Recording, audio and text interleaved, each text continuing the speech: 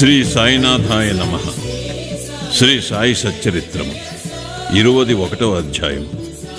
VH Thakur, Anantha Rao Patankar, పండరీపురము pleader వీరి కథలు. ఈ అధ్యాయములో హేమాడ్ పంతు, వినాయక హరిశ్చంద్ర ఠాకూరు, అనంతరావు పాటంకర్, పండరీపురపు ప్లేడరు గూర్చిన కథలు చెప్పాను. ఈ కథలన్నీ ఆనందదాయకమైనవి. ఇవి సరిగా చదివి గ్రహించినచో ఆధ్యాత్మిక మార్గమునకు దారి చూపును. ప్రస్తావన: సామాన్యముగా మన గత జన్మ పుణ్య సముపార్జనము వలన మహాత్ముల సాంగత్య భాగ్యము పొంది దాని వలన మేలు పొందిదము. దీనికి ఉదాహరణముగా హేమాడ్ పంతు తన సంగతినే చెప్పుచున్నాడు. బొంబాయి దగ్గరగానున్న బాంద్రాకు ఇతడు చాలా కాలము మెజిస్ట్రేటుగా నుండెను. అక్కడ పీర్ మౌలానా అయిన మహమ్మదీయ మహాత్ముడు నివసించుచుండెను. అనేక మంది హిందువులు, పారసీకులు, ఇతర మతస్థులు పోయి వారిని దర్శించుచుండెని. హేమాడ్ పంతు పురోహితుడు యూనుస్ పీరు మౌలానాను దర్శించమని అనేకసార్లు హేమాడ్ పంతుకు చెప్పాను. కాని ఏవో కారణముల చేత హేమాడ్ పంతు ఆ మహాత్ముని దర్శించలేకపోయాను. అనేక సంవత్సరముల తరువాత అతని వంతు వచ్చెను. అతడు షిరిడీకి పోయి శ్రీ సాయి దర్బారులో శాశ్వత స్థానమును పొందెను. దురదృష్టవంతులకు ఇట్టి మహాత్ముల సాంగత్యము లభించదు. కేవలము అదృష్టవంతులకే ఇట్టిది లభించరు. యోగీశ్వరుల వ్యవస్థ. అత్యంత ప్రాచీన కాలము నుండి ప్రపంచమున యోగీశ్వరుల వ్యవస్థయున్నది. అనేక మంది యోగులు అనేక చోట్ల అవతరించి వారికి విధించబడిన పనులను నెరవేర్చెదరు. వారనేక చోట్ల పనిచేసినను అందరూ ఆ భగవంతుని ఆజ్ఞానుసారము నెరవేర్చెదరు. కాన ఒకరు చేయనది ఇంకొకరికి తెలియను. ఒకరు చేసిన దానిని ఇంకొకరు పూర్తి చేసెదరు. దీనిని బోధించుటకు ఒక ఉదాహరణము ఈ దిగువ కలదు. విహెచ్ ఠాకూర్ వీరు రెవెన్యూ శాఖలో గుమస్తాగా నుండిరి. ఆయన ఒకానొకప్పుడు బెళగాం సమీపందలి వడ్గామను పట్టణమునకు ఒక సర్వే పార్టీతో వచ్చాను. అక్కడ అప్పాయను కన్నడ యోగిని దర్శించి వారి పాదములకు నమస్కరించాను.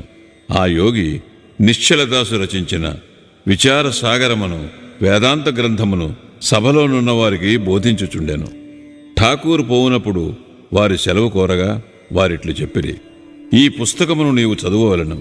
నీవట్లు చేసినచో నీ కోరికలు నెరవేరును. ముందు ముందు నీ ఉద్యోగమునకు సంబంధించిన పని మీద ఉత్తర దిక్కునకు పోయినప్పుడు నీ అదృష్టవశమున నీకొక గొప్ప మహాత్ముని దర్శనము కలుగును. వారు నీ భవిష్యత్తుకు మార్గమును చూపెదరు. నీ మనస్సునకు శాంతి, ఆనందములు కలుగు చేసెదరు. ఆ తరువాత ఠాకూరు జున్నరుకు బదిలీ అయ్యాను. అచ్చటికి పోవుటకే నాన్హే ఘాటు లోయను దాటి పోవలసి ఉండెను. ఈ లోయ మిక్కిలి లోతైనది. దానిని దాటుట చాలా కష్టము.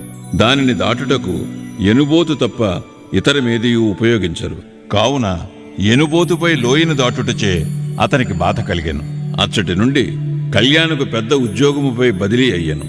అచ్చట నానాసాహెబ్ చందోర్కర్తో పరిచయం కలిగాను.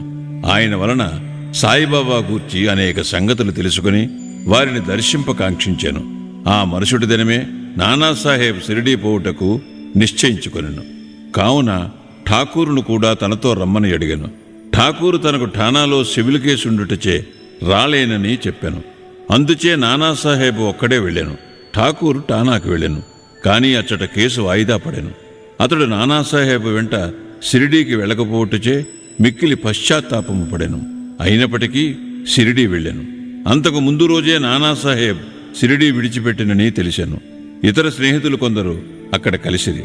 వారు ఠాకూరును బాబా వద్దకు తీసుకుని పోయేది. అతడు బాబాను చూచి వారి పాదములకు నమస్కరించి మిక్కిలి సంతసించాను. అతని కండ్లు ఆనంద బాష్పములచే నిండాను. వడలు గగుర్పుడిచాను. కొంతసేపటికి సర్వజ్ఞులకు బాబా ఇట్లనేను: ఇచ్చటి మార్గము అప్పా బోధించు నీతులంత సులభము కాదు.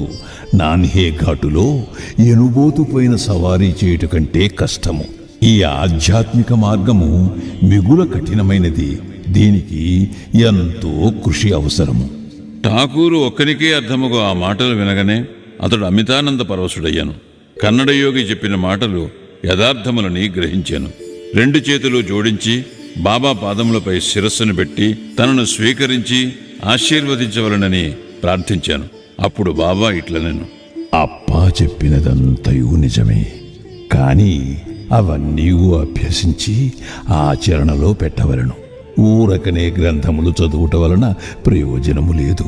నీవు చదివిన విషయమును గూర్చి జాగ్రత్తగా విచారించి అర్థము చేసుకుని ఆచరణలో పెట్టవలను.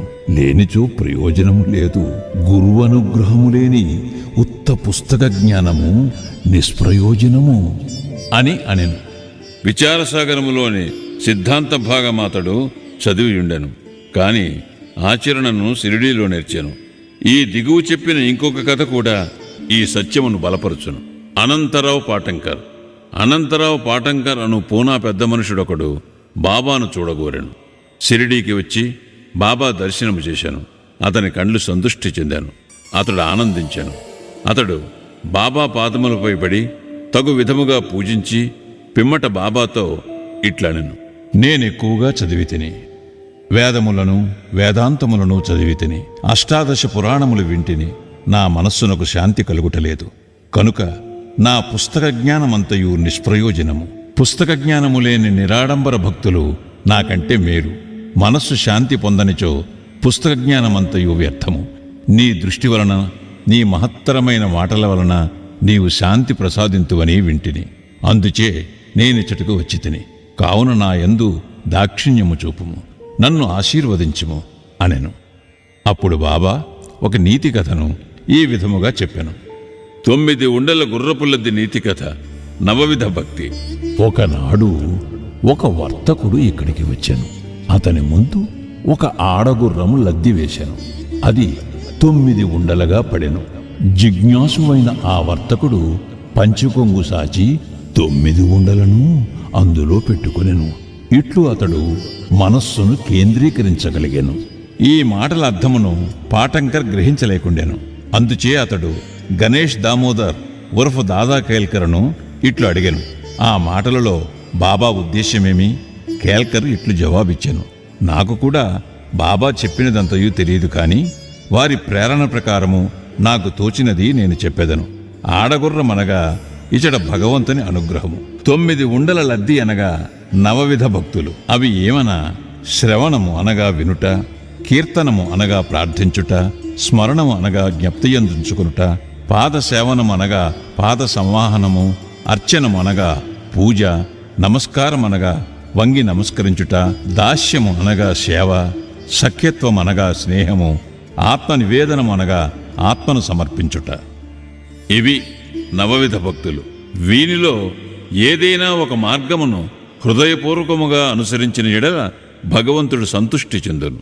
భక్తుని గృహమందు ప్రత్యక్షమగును.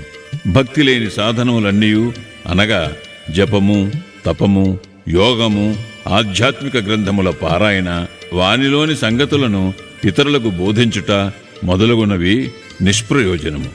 భక్తియే లేనిచో వేదములలోని జ్ఞానము, జ్ఞానియను గొప్ప ప్రఖ్యాతి, నామమాత్రమునకే చేయు భజన ఇవన్నీ వ్యర్థము. కావలసినది ప్రేమాస్పదమైన భక్తి మాత్రమే. నీవు కూడా ఆ వర్తకుడు అనుకొనుము, లేదా సత్యమును తెలుసుకొనుటకు ప్రయత్నించుచున్న వ్యక్తిని అనుకొనుము. వానివలే నవవిధ భక్తులను ప్రోగు చేయుము, ఆతురతతో నుండుము. వానివలే నవవిధ భక్తులను ఆచరణలో పెట్టుటకు సిద్ధముగా నుండుము. అప్పుడే నీకు మనస్థైర్యము, శాంతి కలుగును. ఆ మరుసటి దినము పాటంకర్ బాబాకు నమస్కరించుటకు పోగా 9 గుర్రపు లద్ది ఉండలను ప్రోగు చేసిదివా లేదా అని ప్రశ్నించాను. అతడు తాను నిస్సహాయుడుననియు బాబా అనుగ్రహము చే మాత్రమే వానిని సులభముగా ప్రోగు చేయవచ్చుననెను. అప్పుడు బాబా శాంతిక్షేమములు కలుగురని ఆశీర్వదించాను.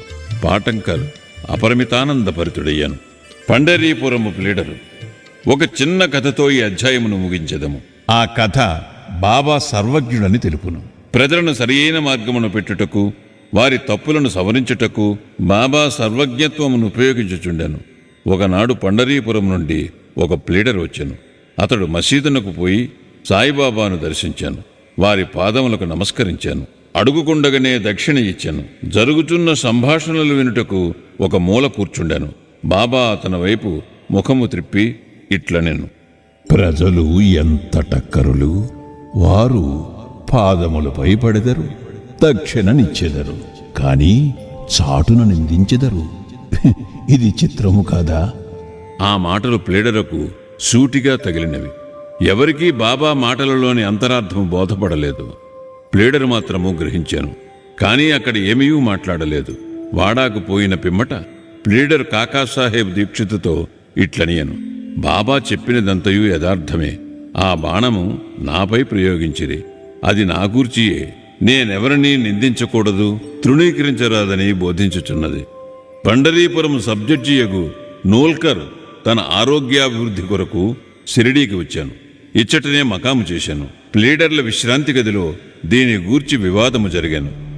రోగముచే బాధపడుచున్న సబ్జడ్జి ఔషధమును సేవించక షిరిడీకి పోయిన మాత్రమున బాగొగునా అని మాట్లాడుకొనిరి.